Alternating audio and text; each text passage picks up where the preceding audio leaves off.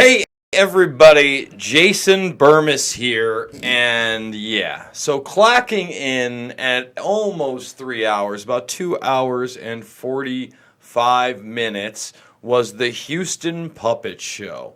The hand-selected people who are allowed to now run for president, most notably absent there, Tulsi Gabbard, who was clearly more popular than many of the establishment hacks that they put up there, such as Amy Knobler, Cory Booker, Pete Bootlicker, as much as they tried to sell him, Kamala Harris, Beto O'Rourke, and then Castro there at the end. Clearly much more popular than them, but hey, they needed establishment talking points.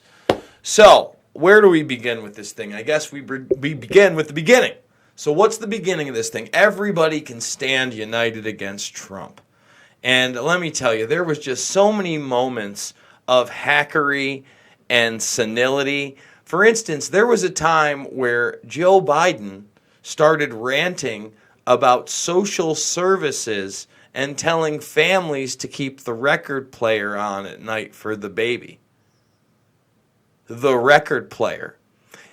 Joe, let me ask you something. It's 2019. How many homes do you think now have record players that would be in the vicinity of a baby? Now, there's some hobbyists out there. They like the vinyl, Joe. But they have either a smart speaker or an iPod or, anything but a record player, you senile old man. Now, Joey B also talked about how apparently he shouldn't have given the Bush administration all these powers. Took about 90 minutes to get to Afghanistan and foreign policy, and we're really going to try to get to the meat of the stuff that happened today. With that, Joey B tried to say, number one, he shouldn't have given them all those powers. Number two, he was against Afghanistan and the surge. I don't know if he meant Iraq. Bernie corrected him and said that he was the one who voted against the Iraq war. We'll give Bernie that, but Bernie also said, came out against Maduro. And of course, they tried to play the socialist card, the democratic socialism in Maduro, et cetera, et cetera, et cetera. But universally, everybody saw a problem with Maduro. There was nobody speaking out that we shouldn't be getting involved in in Venezuela. But at the same time, the majority of the responses were, we're now going to get out of Afghanistan. Okay? And, let me say this. All of it was talk. Nobody had a real plan out there. And one of the other things I really hated about this was the last question that was set up for everybody was basically, why don't you play the victim card? Let's segregate everybody, and let's have everybody talk about their identity politics issue that they overcame. And that's what this was all about at the end of the day. I'll say this, Beto O'Rourke, who should not have been on the stage, but obviously, they're going to throw him this one, number one, because he's an establishment hack, and his name is Robert. We should call him Robbie O'Rourke. Robbie O'Rourke, his name's Robert, he's not Beto or Beta or whatever the hell he wants to be called. He at least was more comfortable, maybe because he was in Texas or whatever. And so many people were willing to step up to the plate and call the president racist and say that he was a white supremacist, et cetera, et cetera, et cetera. And I don't play that ball game because it's not a real ball game. It's not a legitimate criticism of the president. You know what there was zero talks about? Well, there was zero talks about the firing of John Bolton. No one brought up the Camp David thing, just talking about the Taliban, whether or not they would have a plan with the Taliban before they pulled out. That was the question. So they stayed away from any relevant, real issues that would maybe be critical of the Trump administration. There was nowhere to give any room to the Trump administration for any kind of, a thank you or gratitude, et cetera, et cetera. Even Bernie Sanders said this is the most dangerous president we've ever had in our history. That is incorrect. And again, I'll call the guy out when need be, and you know that. Everybody knows who watches this program. So Beyond that, you had Andrew Yang probably saying some of the smartest things up there, but still trying to get you ready for automation and get you ready for a universal basic income where you're more and more dependent on the state. And that's why now I want to come into the issue of schools and teachers. Now, they all give basically cookie-cutter bullshit answers that have no legitimacy in reality. But when Yang talked, he did mention that about 60% of the factors on how somebody grows up is going to go beyond teachers. You know, beyond everybody's talking point. Well, we need to pay teachers more. We need to get more respect for teachers. No one said a real thing. No, you need to revamp the education system so that you're not teaching the same bland things. You're not getting people ready to fail for college, but you're actually preparing them for adulthood, where the second half of high school, if not the first half to prepare you and get you going, but the second half in particular, should be a trade-driven. You know, whether that be a craft of some sort of programming or other software engineering, etc., electrician, things that we're still going to need human beings to do. That's how you revamp the education system. You give that a push, and you have people ready for entry-level jobs like they used to be at 18 and 19 years old. And if they need to go to secondary school for some things, like law, you know, to be a professional liar like many of the people up there, Kamala Harris in particular, who they want her so bad. She's the push, is Kamala Harris, just so everybody knows. She's the push. All right? That's 100%. They want to push her. They love her. That's one conniving bitch. I promise you. That is a liar on top of a liar on top of a liar. You know, even Castro sets up there. He knows he doesn't belong there. He's like, in a lot of ways, I shouldn't even be up here right now. And, you know, then he goes on to his sob story. But no, in a lot of ways in this election, you shouldn't be up there. You're not polling anywhere. Nobody thinks your ideas are good. Oh, so this was a tough watch, guys. I'm not going to lie. This was a tough watch. I don't know that I'm up to do an Ask Me Anything on this one like I have in some of the other broadcasts wrapping up these puppet shows, but at least we've usually had bigger issues to talk about. Moments where Tulsi Gabbard would talk about the policy in Syria. There wasn't even a whisper of that. For instance, today, you know, we have this Politico report where Israel is spying on the White House and other close aides in D.C. No one mentions that.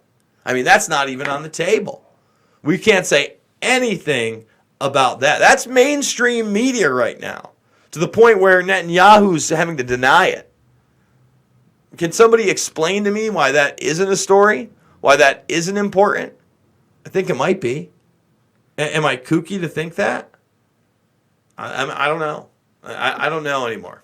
It's pretty wild out there, folks. Oh, so where else can we go from here? What else was said? I mean, it was the basic. Everybody was arguing for universal health care and how they would do it. Same lines, same stuff, nothing new. Everybody was lockstep on climate change. We have to do something. Same stuff, nothing new. I was kind of surprised they didn't ask about the revelation today that the Democrats have voted to lead their own impeachment investigation. So they're not going to try to impeach him for anything, but they want an investigation to see if they can impeach the guy on anything. More wasted tax dollars, more distractions, more destruction of a real narrative of how things are moving forward in a track trace database society, in a military industrial driven Middle East. Jesse Schmidt, can you place them in order of who was the most likely to be hit with a perverse scandal? Yeah, Joe Biden. Joe Biden by far. Come on. I think that Cory Booker is, dating what's her name? I mean, Roger Stone has alluded to the fact that Cory Booker may be closeted. I think that's a good possibility. I find it hard to believe he's really, in a serious relationship with Rosario Dawson, although she is a large lefty. I'd say this. I think Yang is trying to do the right thing. He thinks he's doing the right thing. But at the end of the day, he's another, pusher of the Russiagate propaganda. He would go along with anything militarily. He would not be able to hardline anything. There's nobody up on that stage that I remotely want near the presidency. I can tell you that right now. When Bernie Sanders is the person I have to lean to the most, that's scary. That's scary, Jesse Schmidt, because I ain't voting burn dog. I don't know how much more I have to add to the shit show I just watched for 2 hours plus, almost 3.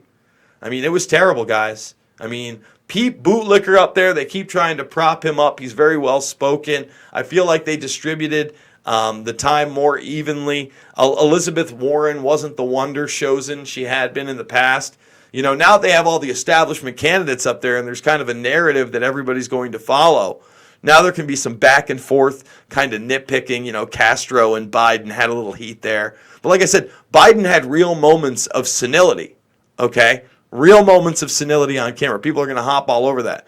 And there was one moment that when they came back from the second break, so the final time around, or it might have been the first break, people started protesting. I have no idea what the protesters were saying. It was covered in such a way, all you heard was shouting in the background. It went on for 2+ minutes. If somebody wants to hit me in Twitter and let me know what the protests were about, I'd be interested.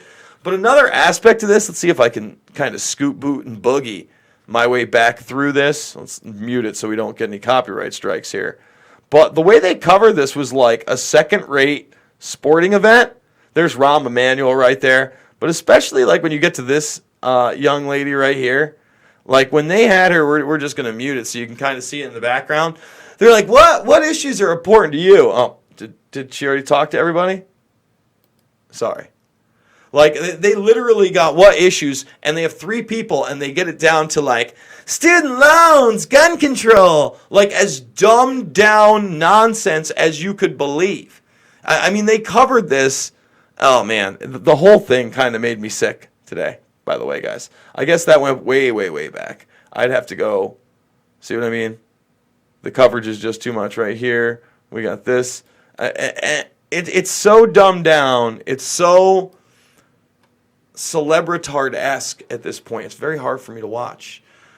Jesse Schmidt. So Bernie is the least likely to get hit with a pervert scandal. I would put him in the top 5. I agree. They all suck as well. My God. This is awful. I'll tell you what. Love Trump or hate Trump, none of these people got a chance. Not one of them. Maybe Yang. But they're never going to push Yang either, because Yang is there to ease you into the idea of a universal basic income and allow the slave state to come in. I mean, Beto O'Rourke literally said he's coming to take your AK-47s and your AR-15s and any kind of gun on the battlefield. I mean, these people actually equated, and so did Kamala Harris. She said Donald Trump may not have fired in El Paso, but he tweeted the ammunition. No, he didn't. Guys, I don't know what else to say. Robbie O'Rourke and the rest of them, total and complete establishment clown show.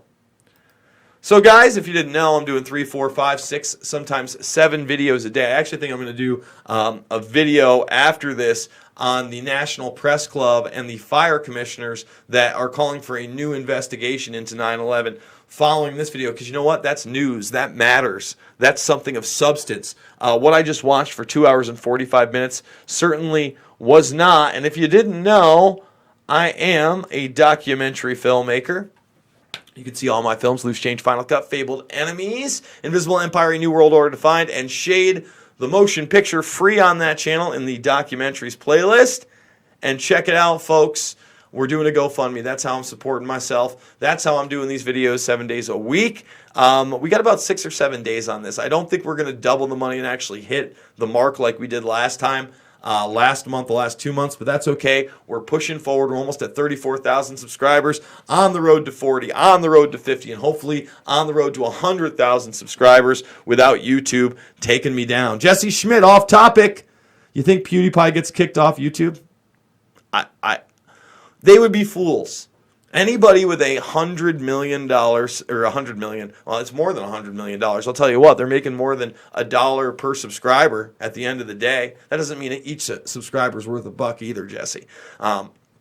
My meaning is that he's so profitable with the audience he reaches, because if you think about that, it's a huge, diverse group of people that are watching that guy. Jesse, from past videos with WRC, I don't really get it. I'm not a fan of the PewDiePie. I don't follow it. I see that he supposedly trolled the ADL. I did not watch the video, so I can't give them any context other than the media I've read about it. But if they get rid of him, he's probably got the capital right now to fully invest in DLive per se, right, which he already has a platform on, and make that a real competitor. Do they really want to do that, or do they want to keep making money on this guy? That's what I'm saying. So I think I'm going to end it on that. I thank you for the super chats, Jesse. It's always good to see you in the chat room. And I'll probably be back with that video on New York and the commissioners there calling for a new investigation into 9/11 on 9/11, the 18th anniversary, at the National Press Club, and complete crickets in the media. I'll see you on the flip side, guys.